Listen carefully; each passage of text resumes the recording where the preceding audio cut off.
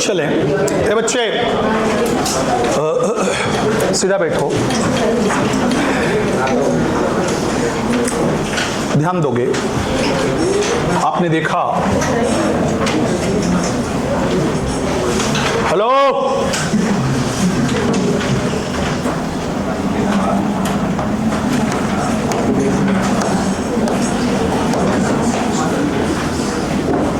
Glucose का molecule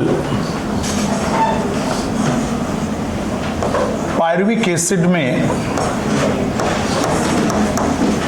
बात नहीं, ग्लूकोज का मॉलिक्यूल पायरुविक एसिड में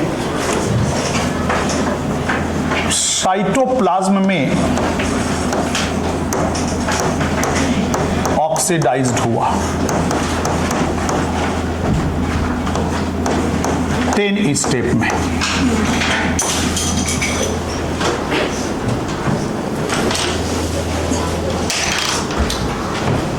ग्लूकोज का मॉलिक्यूल साइटोप्लाज्म में ऑक्सीडाइज्ड हुआ, पायरुविक एसिड के 2 मॉलिक्यूल भी 10 स्टेप में। कल हमने बच्चों जिस प्रोसेस के द्वारा ऑक्सीडाइज्ड हुआ उस प्रोसेस को, ओ भैया, उस प्रोसेस को ग्लाइकोलिसिस कहते हैं।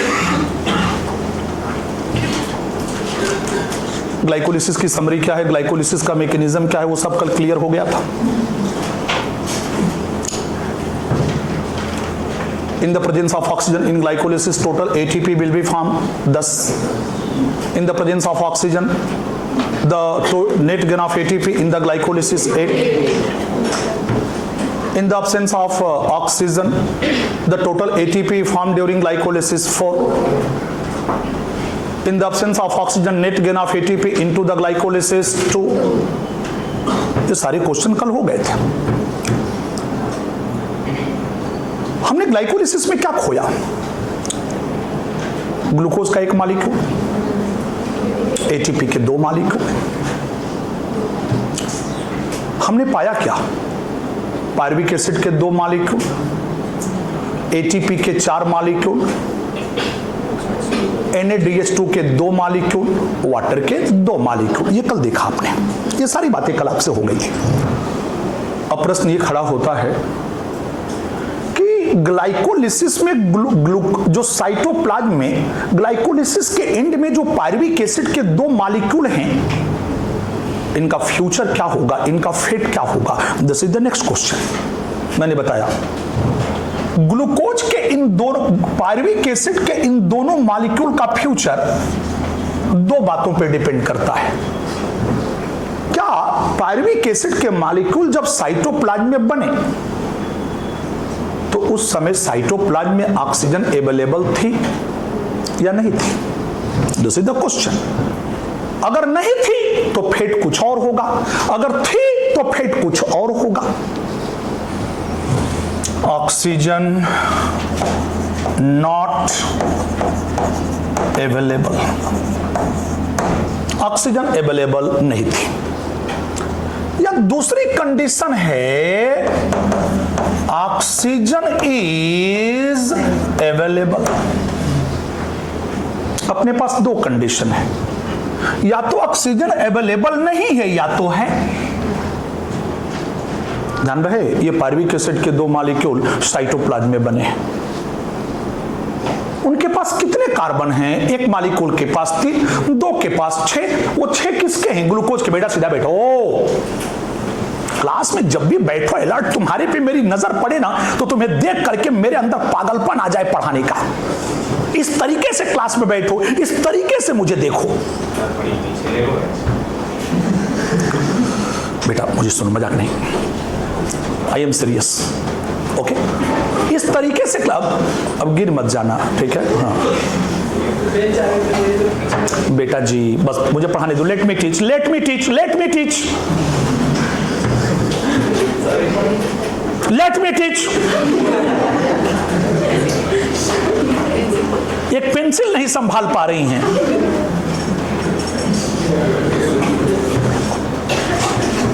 Let me teach, let me teach. इधर आइए। ओ लेट मी टीच। अच्छा बेटा ध्यान दे, तो कितनी कंडीशंस हैं? 2। 1 मिनट, हम सबसे पहले आज इस कंडीशन पे बात करेंगे, कल परसों नरसों, मतलब अगले जो भी लेक्चर्स होंगे उनमें हम दूसरी कंडीशन पे बात करेंगे जो बेहद इंपॉर्टेंट है। The whole process is really very complex. ये रिस्पिरेशन की पूरी प्रोसेस बहुत कॉम्प्लेक्स है, लेकिन आप रेगुलर रहोगे ना, आप चिंता मत करो, आपको एक एक लाइन समझ में आएगी। मैं क्या कहता हूं, भगवान करे सब डॉक्टर बनो, मेरे वो हाथ में नहीं कि मैं आपको सबको डॉक्टर बना दूं, बट मेरे हाथ में ये जरूर है, आपको काबिल बॉटनी का टीचर तो बना ही दूंगा।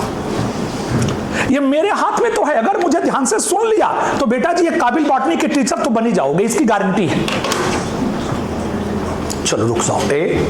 तो पायरुविक एसिड को ऑक्सीजन, तो ग्लूकोज पायरुविक एसिड में ऑक्सीडाइज्ड हुआ, पायरुविक एसिड को ऑक्सीजन नहीं मिली तो आपने तो ये पायरुविक एसिड का मॉलिक्यूल साइटोप्लाज्म में, उसी साइटोप्लाज्म में रेड्यूस्ड हो गया एथाइल एल्कोहल के 2 मॉलिक्यूल और कार्बन डाइऑक्साइड में, या रेड्यूस्ड हो गया लैक्टिक एसिड के 2 मॉलिक्यूल में। मतलब ग्लूकोज कार्बोहाइड्रेट, ओके बेटा जी, अल्टीमेट मतलब ग्लूकोज साइटोप्लाज्म में ऑक्सीजन के एब्सेंस में अल्टीमेटली एथिल एल्कोहल और कार्बन डाइऑक्साइड में ऑक्सीडाइज्ड हो गया via pyruvic acid. Glucose ultimately oxygen के एब्सेंस में लैक्टिक एसिड में ऑक्सीडाइज्ड हो गया via pyruvic acid without use of oxygen.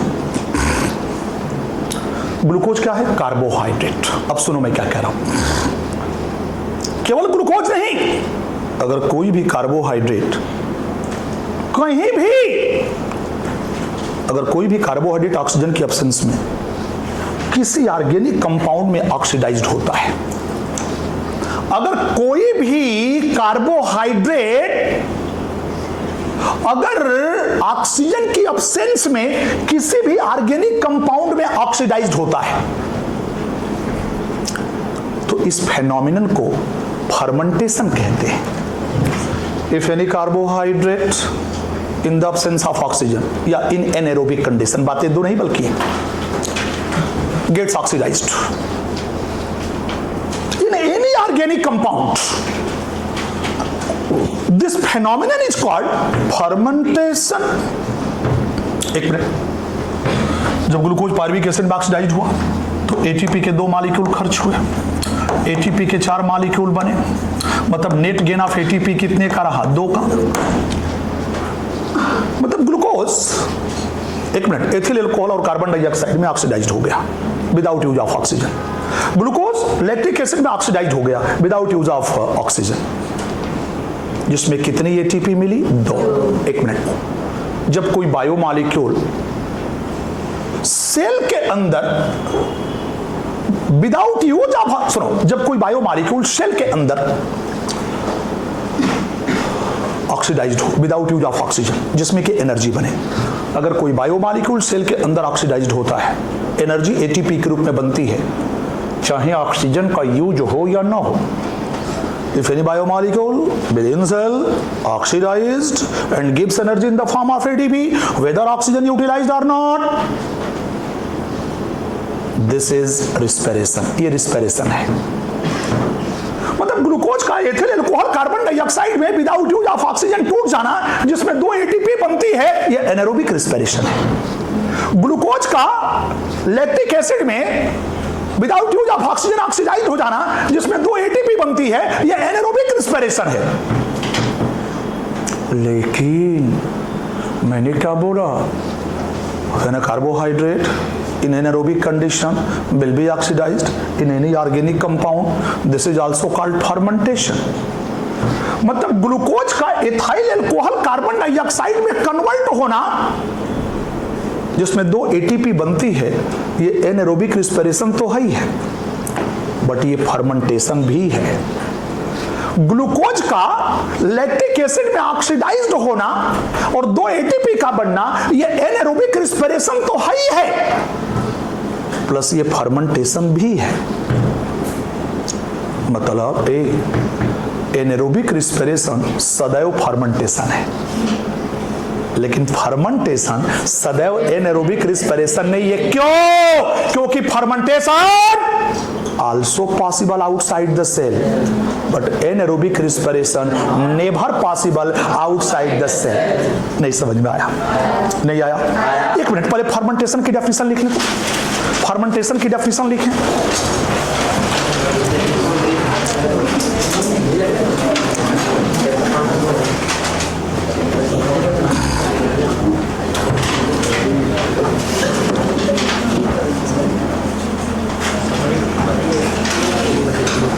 लिखो ए, ध्यान रहे, when any carbohydrate,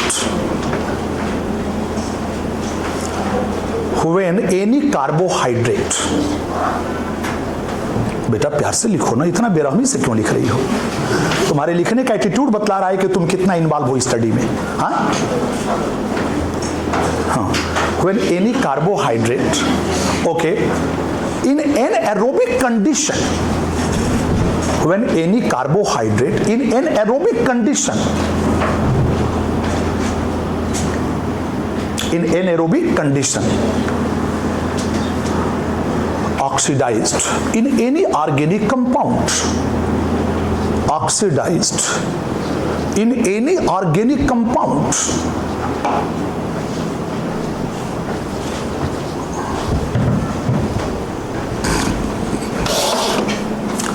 this phenomenon is called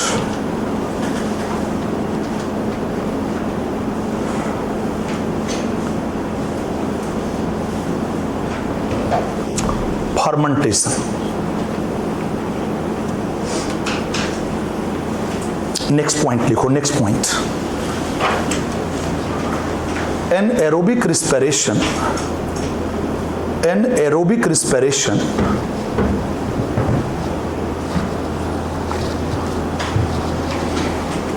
is always fermentation। Anaerobic respiration is always fermentation, but fermentation is not always an aerobic respiration।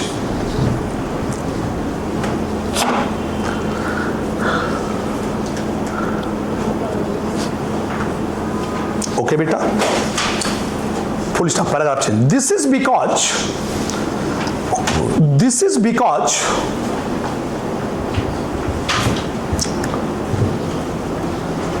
fermentation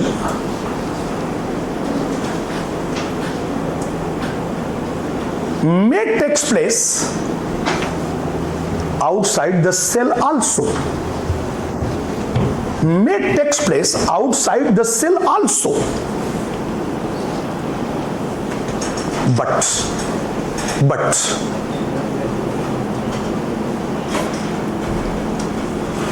respiration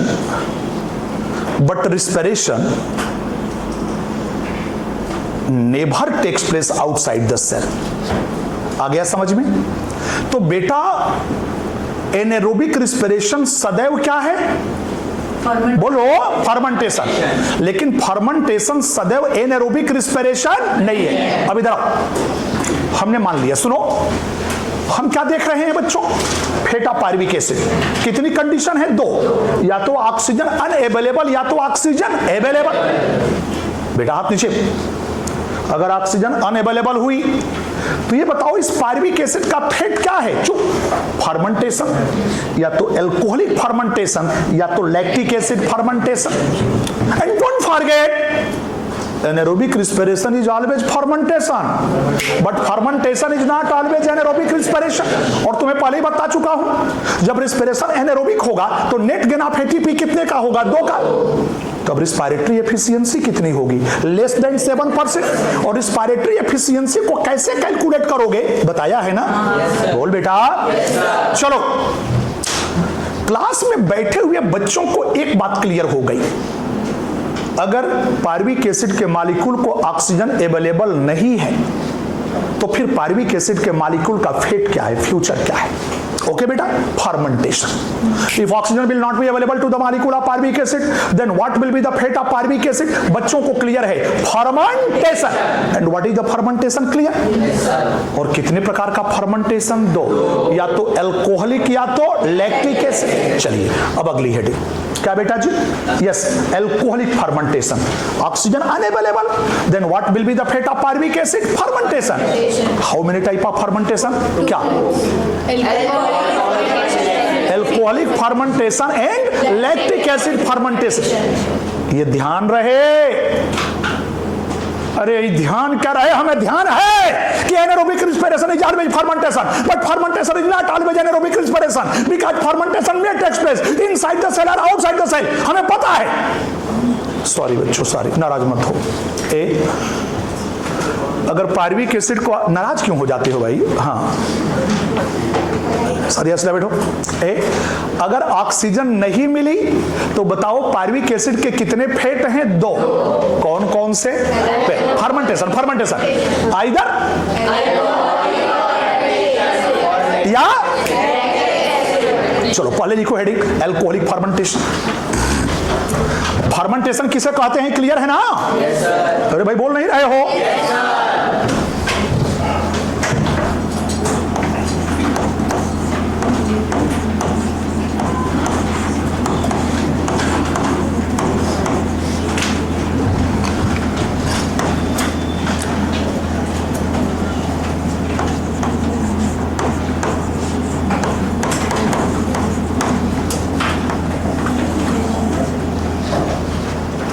चल बेटा, alcoholic fermentation. चलो रुक जाओ। अच्छा अब मुझे सुनो पहले। अच्छा, जो पायरुविक एसिड को ऑक्सीजन नहीं मिली तो उसका फेट फर्मेंटेशन, एल्कोहलिक फर्मेंटेशन या लैक्टिक एसिड फर्मेंटेशन। ध्यान रहे, ये फर्मेंटेशन कहां चल रहा है? साइटोप्लाज्म में। कहां चल रहा है? अब चलो, alcoholic fermentation is two step process. जो एल्कोहलिक फर्मेंटेशन है इज टू स्टेप प्रोसेस। ये बेटा जी टू स्टेप प्रोसेस है। This is two step process, मतलब it will be completed in two step. चलो, ये दो स्टेप में कंप्लीट होगी। पहले ध्यान से सुनो, ये दो स्टेप में कंप्लीट होगी। सबसे पहले क्या होगा? सुनो, पहला स्टेप पायरुविक एसिड का डीकार्बोक्सिलेशन। पहला स्टेप क्या होगा? पायरुविक एसिड का डीकार्बोक्सिलेशन। एक मिनट, तो फर्स्ट स्टेप क्या बेटा जी? ध्यान दो,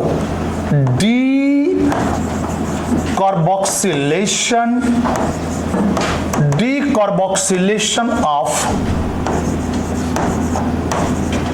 pyruvic acid। decarboxylation of pyruvic acid। Okay बेटा जी, पहला स्टेप। सबसे पहले पायरुविक एसिड का डीकार्बोक्सिलेशन। देखो ये पायरुविक एसिड के कितने मॉलिक्यूल अपने पास हैं? दो। बोलो पायरुविक एसिड के कितने मॉलिक्यूल अपने पास हैं? दो। देखो सबसे पहले क्या होगा? डीकार्बोक्सिलेशन।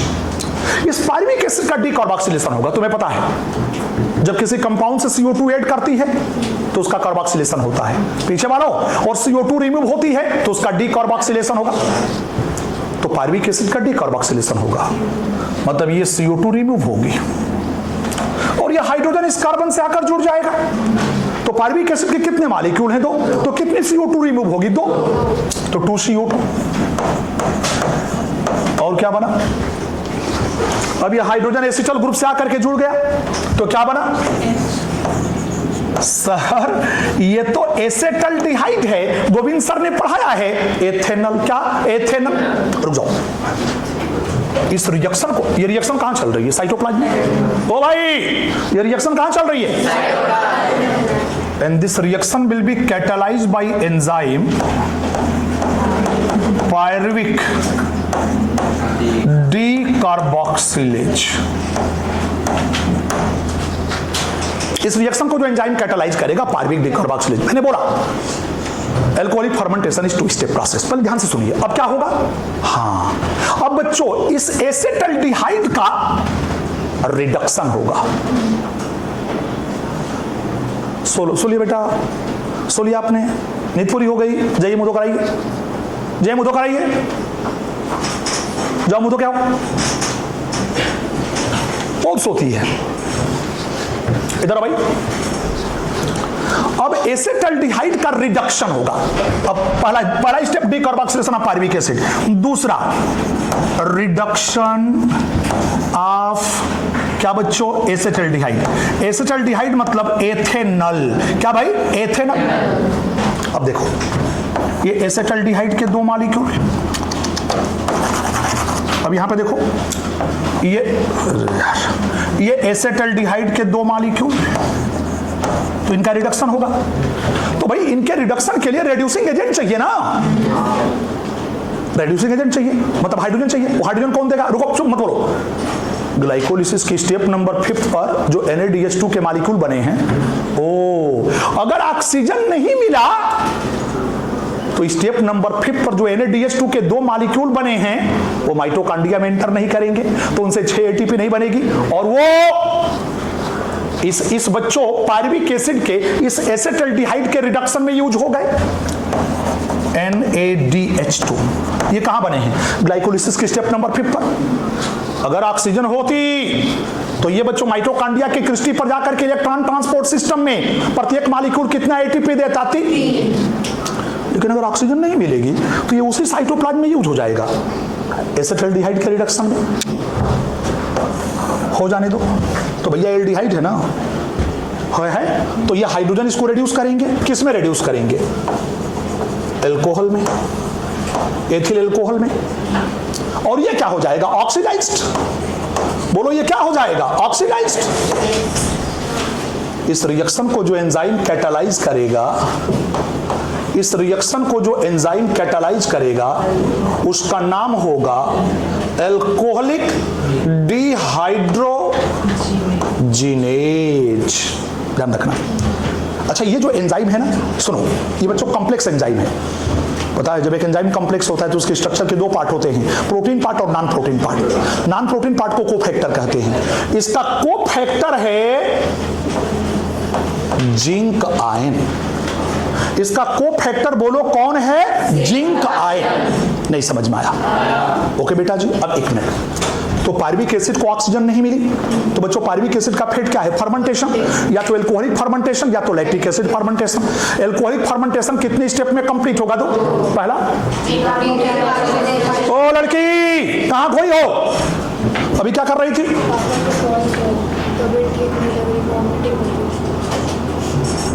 कितने बहाने बनाओगी बेटा, तो जाओ घर जाओ, चलो जाओ घर।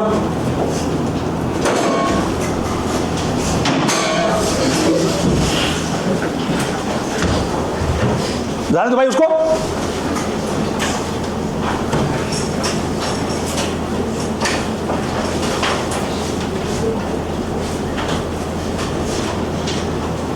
ओके बेटा जी, जल्दी निकलो। अब अपना झोला वाला ले जाओ। एक बार कॉल करके पापा को आने में टाइम लगेगा। बैठो जल्दी भाई, पढ़ना लिखना है नहीं। रेडी? ओके बेटा, तो उसका फेट क्या है, फर्मेंटेशन। पहला फेट क्या है, alcoholic fermentation. Getting my points? Okay, तो एल्कोहलिक फर्मेंटेशन कितने स्टेप में कंप्लीट होगा? दो। ये ध्यान रहे, जब ऑक्सीजन अवेलेबल नहीं रही तो ग्लाइकोलिसिस की स्टेप नंबर 5 पर NADH2 के जो दो मॉलिक्यूल बने थे वो फर्मेंटेशन में यूज हो गए, इसलिए उनसे जो 6 ATP मिलने वाली थी नहीं मिली। इसीलिए एक मिनट, एनारोबिक रेस्पिरेशन में कुल ATP कितनी बनी? 4। कितनी खर्च हो गई? 2। तो नेट गेन कितने का रहा? 2। तो रेस्पिरेटरी एफिशिएंसी क्या रही? Less than 7%। अब एक मिनट,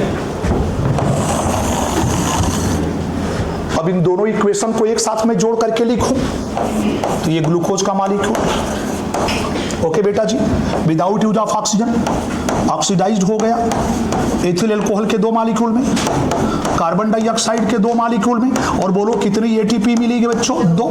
ये एनारोबिक रेस्पिरेशन का इक्वेशन हो गया या फर्मेंटेशन का इक्वेशन हो गया? बोलो, alcoholic fermentation is 1 step process और 2 स्टेप प्रोसेस? एक मिनट। अच्छा बच्चों, सेकेंड स्टेप को जो एंजाइम कैटालाइज करेगा एल्कोहलिक डिहाइड्रोजिनेज, बताओ उसका कोफैक्टर कौन है? जिंक। कौन है? कौन है? एक मिनट, बात समझ में आ गई बच्चों? रुको, अभी लिखना, इसको नोट करना, अभी मैं बोलता हूं। हाँ, अगर ऑक्सीजन पायरुविक एसिड को नहीं मिली तो उसका दूसरा फेट है लैक्टिक एसिड फर्मेंटेशन। उसका दूसरा फेट है लैक्टिक एसिड फर्मेंटेशन। उसका दूसरा फेट है लैक्टिक एसिड फर्मेंटेशन। हाँ, एक मिनट, लैक्टिक एसिड फर्मेंटेशन पहली बात वन स्टेप प्रोसेस है। ये बच्चों वन स्टेप प्रोसेस है, नहीं ये एक स्टेप में कंप्लीट होगी, 2 स्टेप में नहीं। जबकि अल्कोहलिक फर्मेंटेशन 2 स्टेप प्रोसेस है, lactic acid fermentation 1 step process है।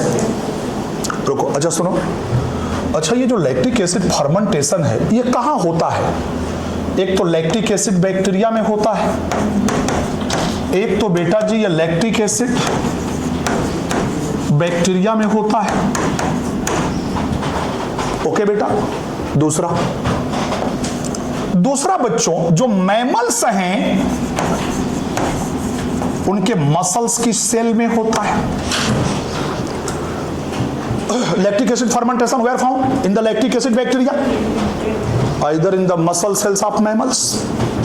ओके बेटा जी, जैसे हम बच्चों मैमल्स हैं, हम सब मैमल्स हैं, तो ये बच्चों मसल सेल्स हो गई जिसको मसल फाइबर कहते हैं। तो जब मैमल्स विगरस एक्सरसाइज करता है, जब बहुत ज्यादा वर्क करते हो, एक मिनट मत बोलो, तो बच्चों वर्क करने के लिए एटीपी एनर्जी चाहिए, तो मसल की सेल्स में न्यूमरस ग्लाइकोलिसिस चलने लगती है, पायरुविक एसिड के बहुत ज्यादा मॉलिक्यूल बनने लगते हैं। उन पायरुविक एसिड के सभी मॉलिक्यूल को फर्दर ऑक्सीडाइज्ड होने के लिए जितनी ऑक्सीजन चाहिए उतनी ऑक्सीजन मसल की सेल्स को अवेलेबल नहीं है। एक मिनट, क्या हुआ?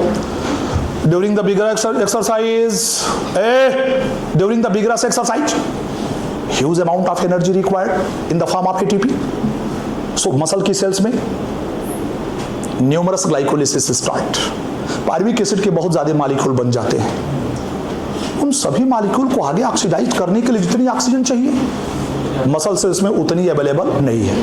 मतलब मसल सेल्स में ऑक्सीजन की जो सप्लाई है, ऑक्सीजन की जो सप्लाई है वो कम हो गई, इनएडिक्वेट हो गई, इनएडिक्वेट हो गई। जो ऑक्सीजन की सप्लाई है बोलो क्या हो गई?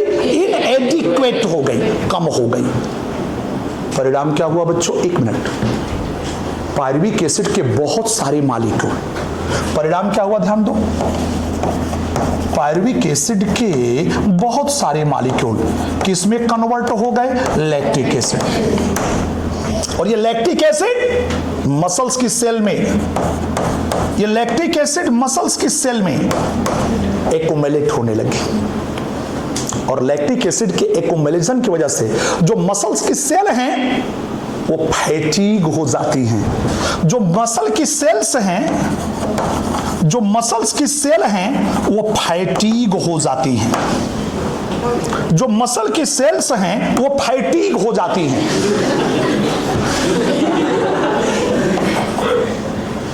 जो मसल की सेल्स हैं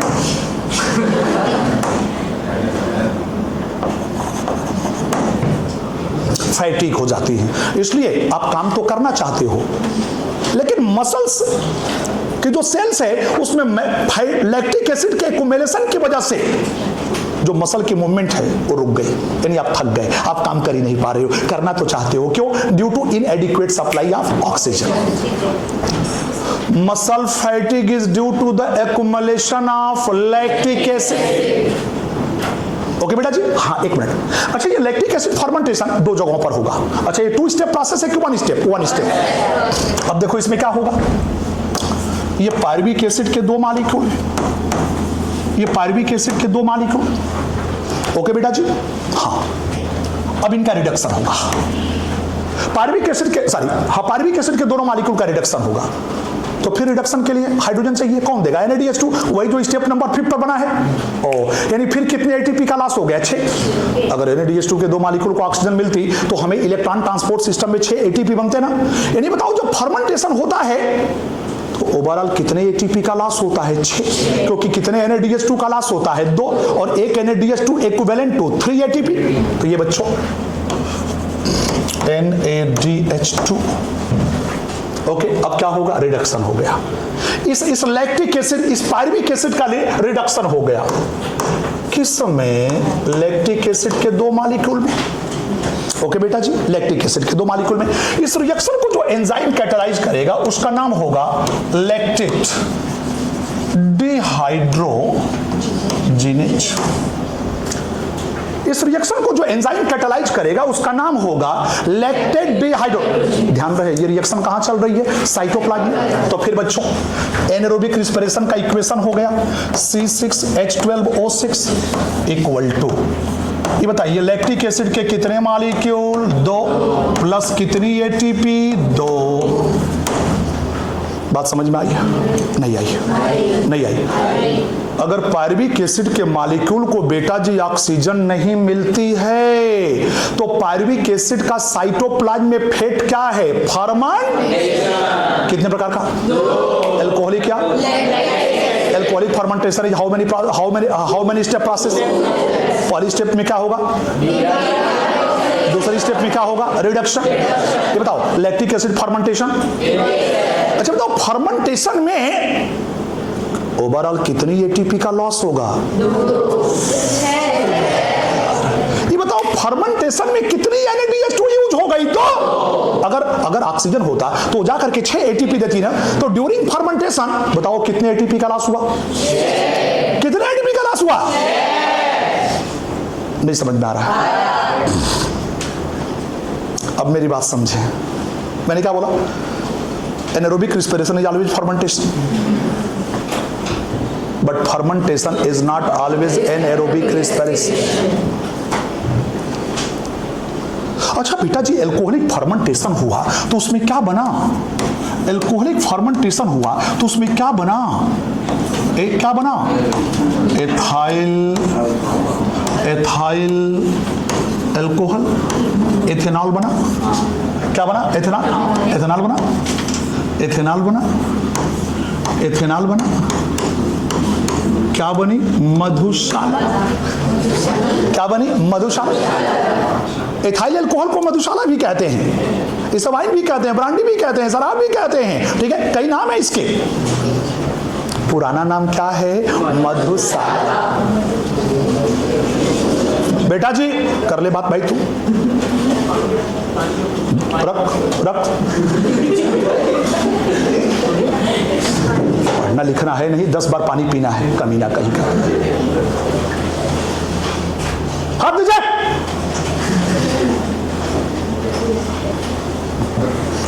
एथाइल अल्कोहल। अरे सर हमें एथाइल अल्कोहल इंडस्ट्रियल लेवल पे बनाना है, कमर्शियल लेवल पे बनाना है, औद्योगिक लेवल पे बनाना है, हमें बहुत ज्यादा बनाना है। क्यों बेटा? अरे सर आप तो जानते ही हैं गुजरात की ड्राई जोन, आप तो हमारे दर्द को समझते ही हैं सर। मैं तो कहता ही हूँ गुजराती लोगों से आप संघर्ष करो, मैं आपके साथ हूँ। गुजरातियों आप संघर्ष करो, मैं आपके साथ हूँ। गुजरात में ये ओपन होना चाहिए, ड्राई जोन नहीं होना चाहिए गुजरात। हाँ, पूरा भारत इसका मजा ले रहा है, गुजरात क्यों नहीं लेगा? हाँ, हाँ। इसका मतलब ये नहीं कि गुजरात में ये मिलती नहीं है। हाँ, बस यही है, जो बोतल 500 की मिलनी चाहिए वो 3000 की मिलती है। 25 रुपया किसके पॉकेट में जाता है? पुलिस के। ये धंधा कौन करवाती है? पुलिस। ओके, यानी जो अगर ओपन होता, सुनो भाई,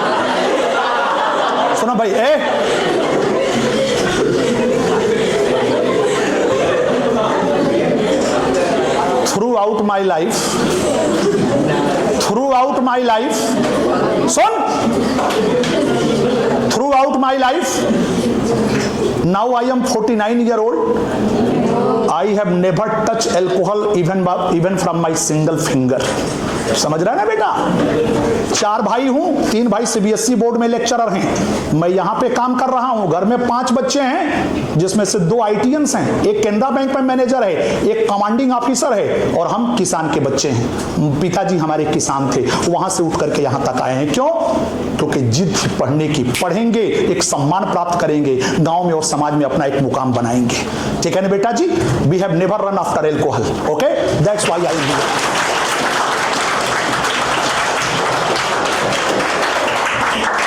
मेरे पिताजी किसान थे, अनपढ़ इलिटरेट, माताजी भी इलिटरेट, उनके हम 4 बच्चे।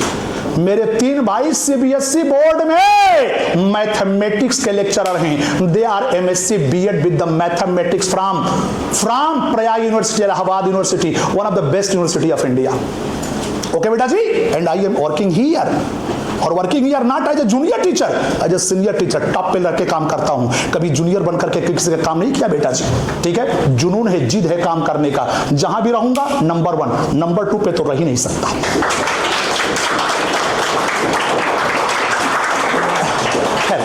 इस बेवकूफ ने मजा ही किरकिरा कर दिया। ठीक है सर, हमें सर मधुशाला बनानी है। बेटा मैं भी आपके साथ हूं, मिलके बनाते हैं। ठीक है?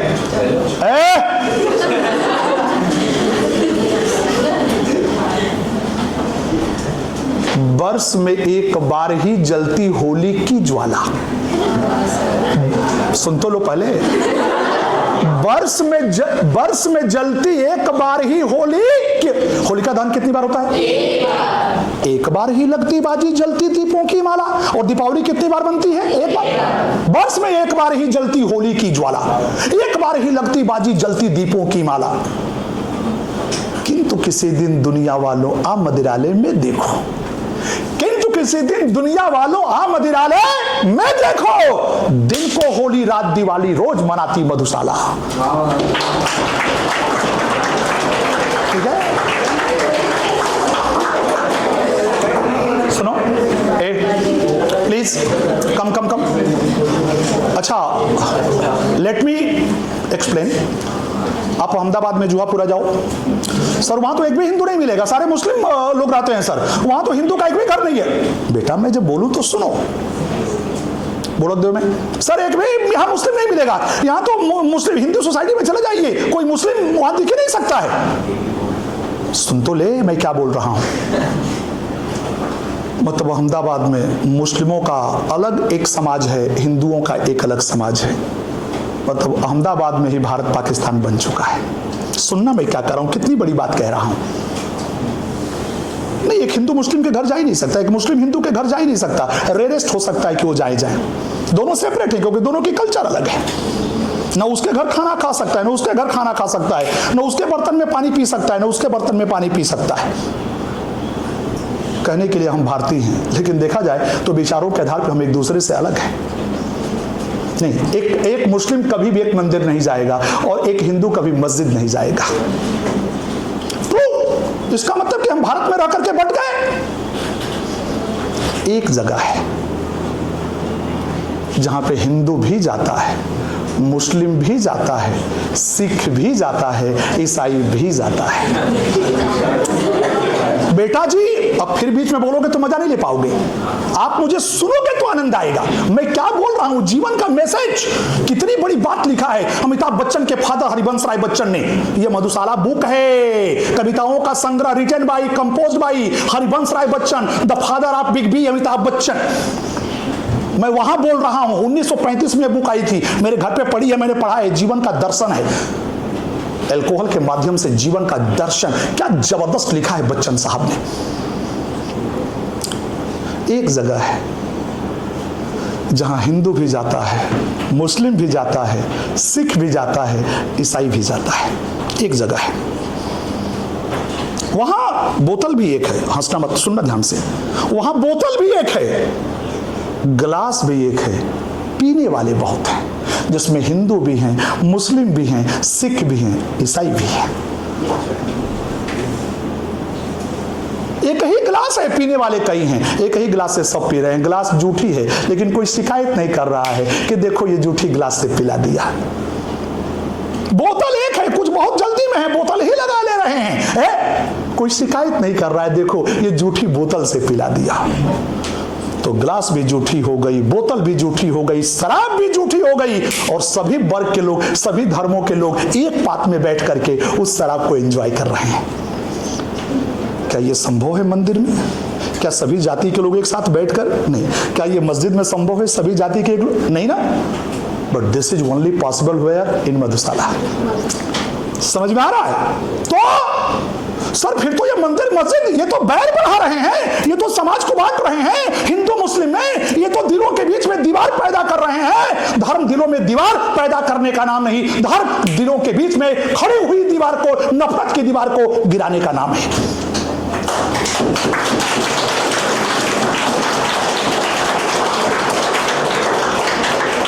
समझ में आ रहा है?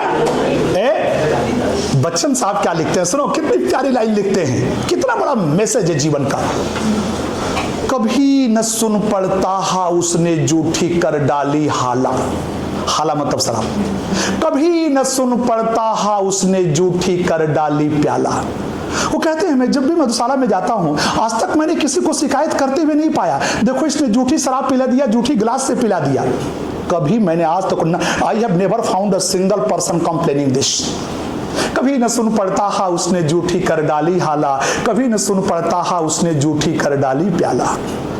सभी जाति के लोग बैठकर एक पात में पीते हैं, सभी जाति के लोग बैठकर एक पात में पीते हैं। रहते एक न जब तक वो जाते मंदिर मस्जिद में, रहते एक न जब तक वो जाते मंदिर मस्जिद में, मंदिर मस्जिद बैर बढ़ाते, मेल कराती मधुशाला, मेल कराती मधुशाला। कितनी बड़ी लाइन लिखा है बच्चन साहब ने, अब ताली बजाओ। मतलब ये हमारे और तुम्हारे धर्म के ऊपर इन लाइनों ने तमाचा मारा है कि तुम्हारा धर्म किस बात का, जब लोगों को आपस में बांटता है। धर्म तो ऐसा होना चाहिए जो लोगों को आपस में जोड़े, क्योंकि धर्म का नाम दिलों के बीच में नफरत की दीवार पैदा करना नहीं, धर्म का नाम है दिलों के बीच में खड़ी हुई नफरत की दीवार को पाटना। लेकिन दिक्कत क्या है आजकल, अफसोस यही है कि आदमी धर्म को बचाने के चक्कर में इंसानों का कत्ल कर रहा है, धर्म को बचाने के चक्कर में इंसानों का कत्ल कर रहा है। मैं कह रहा हूं इंसानों को बचाने के चक्कर में धर्म का कत्ल कर दो, क्योंकि असली धर्म क्या है? इंसानियत, ह्यूमैनिटी, मानवता से बढ़कर के कोई धर्म नहीं है। टॉपिक पर आते हैं, किस पर आते हैं भाई? टॉपिक पर। ओ भाई अच्छा, पायरुविक एसिड को ऑक्सीजन नहीं मिली तो उसका फेट क्या है? फर्मेंटेशन। कितने प्रकार फर्मेंटेशन? एल्कोहलिक और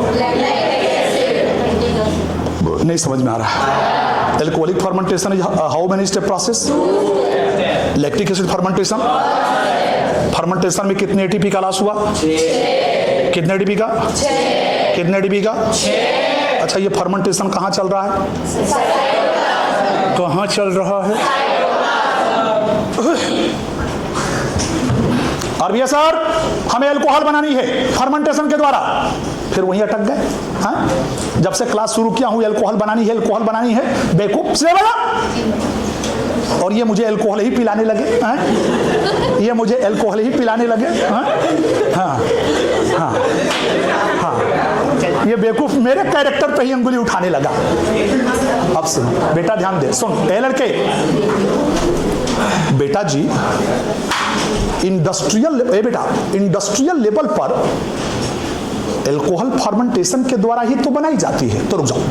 अच्छा बच्चा, इंडस्ट्रियल लेवल पर, अच्छा बेटा जी इंडस्ट्रियल लेवल पर सुन भाई, इंडस्ट्रियल लेवल पर एथिल एल्कोहल को बनाने के लिए हमको क्या चाहिए? ग्लूकोज।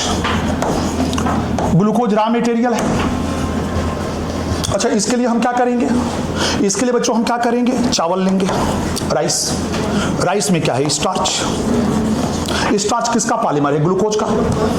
तो इस राइस, अब सुनो, तो इस राइस में हम एक एंजाइम बच्चों ऐड करेंगे, एमाइलेज। वो बच्चों स्टार्च को डाइजेस्ट कर देगा माल्टोज में। माल्टोज क्या है? Disaccharide carbohydrate, alpha D glucose का डाइमर। अब इस माल्टोज को हम डाइजेस्ट करेंगे एंजाइम माल्टेज के द्वारा। तो बच्चों माल्टोज किस में डाइजेस्ट हो गया? ग्लूकोज में। अब इस ग्लूकोज को हमने किस में ले लिया? एक बड़े बर्तन में, कंटेनर में। इस ग्लूकोज को हमने एक बड़े कंटेनर में ले लिया, इसमें वाटर मिला दिया तो ग्लूकोज का सॉल्यूशन बन गया। अब उसमें हमने किसको मिला दिया? एक यूनिसेलुलर फंगस ईस्ट। ईस्ट का भोजन कौन है? ग्लूकोज। ग्लूकोज क्या है? शुगर। इसलिए ईस्ट के स्पीशीज को सैकेरोमाइसीज कहते हैं। इसलिए ईस्ट के स्पीशीज को सैकेरोमाइसीज कहते हैं। Getting my points? एक मिनट ध्यान रखो, इस ईस्ट के अंदर एक एंजाइम बनता है जाइमेज। अगर यहां पे कंडीशन एनारोबिक है, अगर मान लो हम कुछ ऐसा कर दें कि यहां पर ऑक्सीजन एब्सेंट हो जाए, तो फिर क्या होगा? ये जाइमेज ग्लूकोज का फर्मेंटेशन करेगा किसमें? एथाइल अल्कोहल में। तो बताओ इस सॉल्यूशन में क्या बनने लगेगी? अल्कोहल। तो समय के साथ अल्कोहल की कंसंट्रेशन बढ़ेगी और ग्लूकोज की कंसंट्रेशन। जब इस सॉल्यूशन में अल्कोहल की कंसंट्रेशन कितनी होगी? 13%, तो ईस्ट की ग्रोथ रुक जाएगी, मतलब जाइमेज का बनना बंद हो जाएगा। क्यों? क्योंकि 13% concentration of alcohol functions as poison for the growth of yeast. जब इस सॉल्यूशन में अल्कोहल की कंसंट्रेशन 13% या उससे ज्यादा होगी तो ईस्ट मर जाएगा, ग्रो ही नहीं कर पाएगा, उसके लिए वो जहर का काम करेगा, तो जाइमेज बनेगा ही नहीं, तो फर्मेंटेशन रुक जाएगा। तो बताओ इंडस्ट्रियल लेवल पर फर्मेंटेशन के द्वारा एथिल अल्कोहल की मैक्सिमम कितनी कंसंट्रेशन प्राप्त की जा सकती है? 13%। नहीं समझ में आया? नहीं आया? नहीं आया? The maximum concentration of ethyl alcohol at commercial level with the help of yeast can be obtained 13%। बताओ बच्चों, एथाइल अल्कोहल को इंडस्ट्रियल लेवल पर फर्मेंटेशन के द्वारा प्राप्त करने के लिए ईस्ट मैंडेटरी है कि जाइमेज मैंडेटरी है? अबे गद्दो जाइमेज। अगर इसमें हम ईस्ट को मिक्स कर दें, अगर जाइमेज को मिक्स कर दें, ईस्ट ना रहे तब भी फर्मेंटेशन। तो बताओ कौन मैंडेटरी है, ईस्ट के जाइमेज? नहीं समझ में आया? The enzyme is possible for the fermentation at industrial level to produce the alcohol that is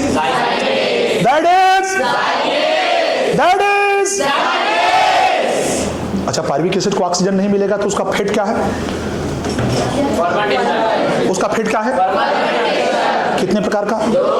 कौन कौन? एल्कोहलिक फर्मेंटेशन 3 स्टेप प्रोसेस और 4 स्टेप प्रोसेस। अच्छा, क्या पॉलीडेट कार्बोक्सिलेशन होगा क्या? तो क्या एथिल एसिटाल्डिहाइड बनेगा क्या? तो क्या फिर एसिटाल्डिहाइड का रिडक्शन होगा क्या? तो फिर एथिल अल्कोहल बनेगा क्या? क्या उस रिएक्शन को एल्कोहलिक डिहाइड्रोजनेज कैटेलाइज करेगा क्या? क्या उसका कोफैक्टर जिंक-आयन होगा क्या? अच्छा, तो उसमें क्या 6 एटीपी का लॉस होगा क्या? अच्छा, क्या लैक्टिक एसिड फर्मेंटेशन भी हो सकता है क्या? Specially muscle cells of mammal when oxygen supply is inadequate then what will be lactic pyruvic acid will be reduced into the lactic acid and due to accumulation of lactic acid muscle gets fatigue। तो muscle fatigue होती है due to accumulation of industrial level पर alcohol को fermentation के द्वारा हम बनाएंगे जिस ऑर्गेनिज्म को यूज करके, उसका नाम क्या है? ईस्ट में वो कौन सा एंजाइम है जो fermentation? Are you sure? At the industrial level, by the fermentation, maximum concentration of alcohol which can be obtained, that is 13%। कितने लोगों को यहां तक क्लियर हुआ? क्यों क्लियर हुआ? और वो बीच में जो डायलॉग थोड़ा वो क्लियर हुआ कि नहीं हुआ? क्या वो घर पे जाकर शेयर करोगे? यस। अब जरा इसे नोट कर लो। कर लिया? नोट कीजिए।